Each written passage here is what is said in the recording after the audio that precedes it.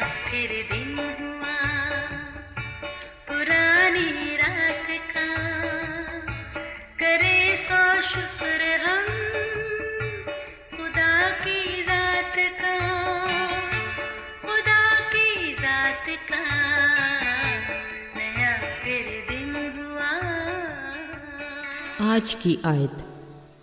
मैं अंगूर का दरख्त हूँ, तुम डालियाँ हो। जो मुझ में कायम रहता है और मैं उसमें, वही बहुत फल लाता है, क्योंकि मुझसे जुदा होकर तुम कुछ नहीं कर सकते। यूहन्ना 15 बाब 5वीं आयत। अजीज़ों, हमारे तालीमी दौर में उर्दू की किताब में एक नज़म थी, तारीफ़ उस खुदा की जिसने जहां बनाया, कैसी ज़मीन बनाई, क्या आसमान बनाया, मिट्टी से बेल बूटे क्या खुशनुमा उगाए, पहना के सब्ज़ खिलत उनको जवां बनाया।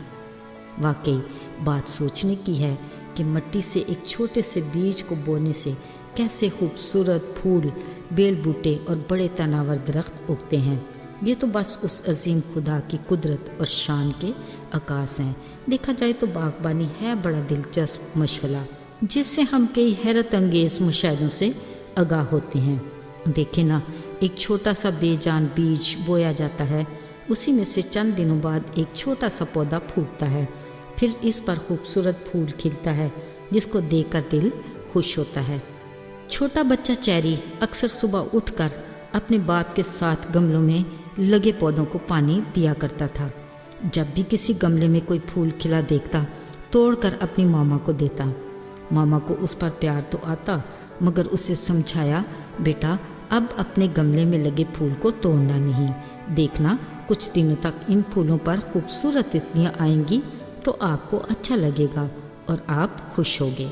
जवाब में वो खनकती हंसी हंसता, मतलब मैं समझ गया हूँ। बिलाशुबा हर दरख्त अपनी मजबूत जड़ों की बदौलत खड़ा रहता है। जड़ के ज़रिए ही वो ज़मीन से पानी और खुराक हासिल करके अपने ऊपर खिली शाखों का बोझ सहकर उन्हें भी मजबूती अता करता है।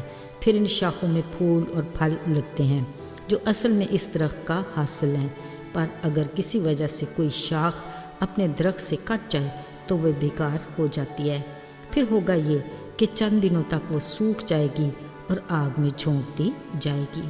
अजीज़, रूहानी तौर पर दरख्त और शाख की मिसाल यीशु से हमारे रिश्ते को जाहिर करती है। इस बारे यूहन्ना की अंजील में तहरीर है। यीशु ने कहा, अंगूर का हकीकी दरख्त मैं हूँ और मेरा बाप बागबान है। जो डाली मुझ में कायम है, फल वही लाती है, लेकिन दरख्त से अलग होकर कोई भी डाली फल लाने के काबिल नहीं होती। फिर यीशु ने ये भी कहा, जो डाली मुझ में तो है पर फल नहीं लाती, उसे वो काट डालता है, और जो फल लाती है उसे छांटता है ताकि ज़्यादा फल लाए। अजीज़ों, दरख्त, शाख और फल का आपस में गहरा ताल्लुक़ है। कलाम के इस हिस्से में मसीह के साथ हमारी रूहानी ज़िंदगी की तर्जुमानी की गई है। अगर हमारी रफ़ाकत मसीह के साथ मजबूती से कायम है तो हम उस शाख की मानद हैं जो दरख्त से जुड़ी है, तो ही हम फल ला सकते हैं। ये वो रूह का फल है जो मसीह की खूबियों को ज़ाहिर करता है। खुदा चाहता है कि हम उसके साथ जुड़े रहें ताकि उसकी खूबियों को अपनी ज़िंदगी में ज़ाहिर करके उसके नाम को जलाल दें। इसीलिए उसने कहा, मैं अंगूर का दरख्त हूँ, तुम डालियाँ हो। जो मुझ में कायम रहता है और मैं उसमें, वही बहुत फल लाता है। अजीज़ों, इस फल में मोहब्बत, खुशी, इत्मीनान, तहम्मुल, हिल्म, नेकी, मेहरबानी, ईमानदारी और परहेज़गारी है। खुदा चाहता है कि हमारे कामों, इखलाक और किरदार से उसकी ये तमाम खूबियाँ ज़ाहिर हों, जिससे ना सिर्फ खुदा बाप के नाम को जलाल मिले बल्कि हम दूसरों के लिए भी बाबरकत हों। खुदा का हमारी ज़िंदगी के लिए यही मकसद और मर्ज़ी है कि रूहानी तौर पर उससे जुड़े रहें।